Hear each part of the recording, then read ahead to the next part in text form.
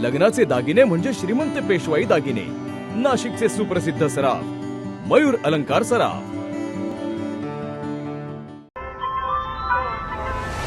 ताज्या बातम्यांसाठी नाशिक न्यूजच्या YouTube चॅनलला सबस्क्राईब करा आणि बेल आयकॉनला प्रेस करा।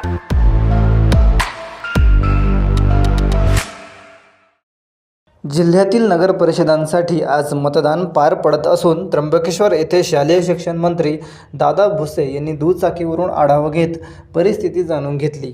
आपल्या कार्यकर्त्यांसमवेत बुलेटवर बसून त्यांनी मतदान केंद्रांना भेटी दिल्या।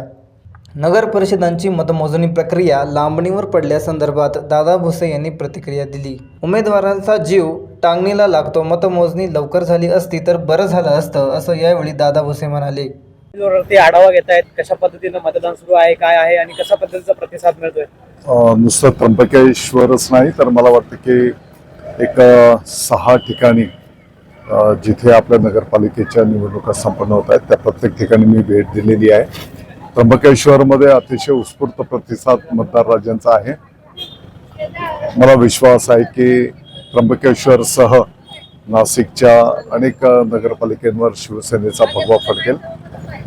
अतिशय उत्स्फूर्त प्रतिसाद मतदार राजांचा दिसतो आहे। आता त्र्यंबकेश्वरमध्ये तिरंगी लढत पाहायला मिळते, जे तिघ पक्ष सत्तेमध्ये एकत्र आहेत ते या ठिकाणी एकमेकांविरोधात लढत आहेत। नाही, ठीक आहे, आता स्थानिक पातळीवरच्या या काही बाबी आहेत आणि शेवटी जनता जनार्दन जो निर्णय घेईल तो आपल्याला मान्य करावा लागतो। आज जे मतदान होते त्याचं आता मतमोजणी 21 डिसेंबरला होणार आहे, त्यामुळे कुठेतरी पुढे गेलेली आहे आणि त्यामुळे उमेदवारांमध्ये निराशा पाहायला मिळते। माननीय न्यायालयाने या संदर्भामध्ये न्यायनिवाडा केलेला आहे। माननीय न्यायालयाने निवाडा केल्याच्या नंतर आपल्याला तो मान्य करावा लागतो।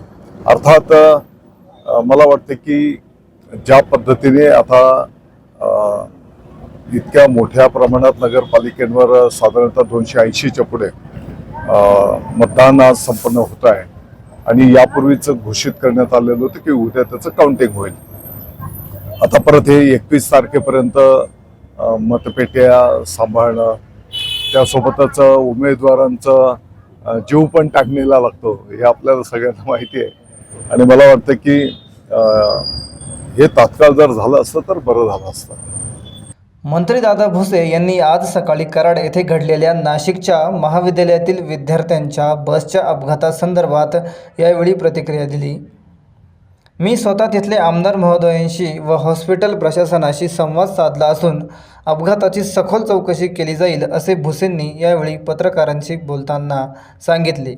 पिंपळगावचे काही विद्यार्थी सहलीसाठी कराडला गेले, त्या ठिकाणी अपघात झालेला आहे। बस खोल 20 फूट खोल कोसळलेली आहे।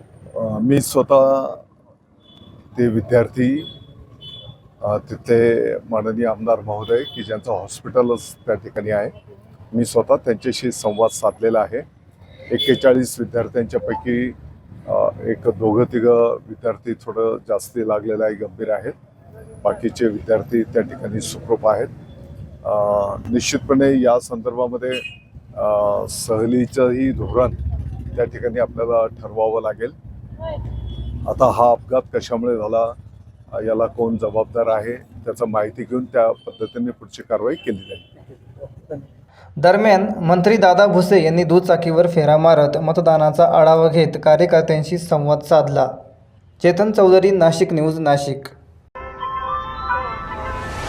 ताज्या बातम्यांसाठी नाशिक न्यूजच्या YouTube चॅनलला सबस्क्राईब करा आणि बेल आयकॉनला प्रेस करा।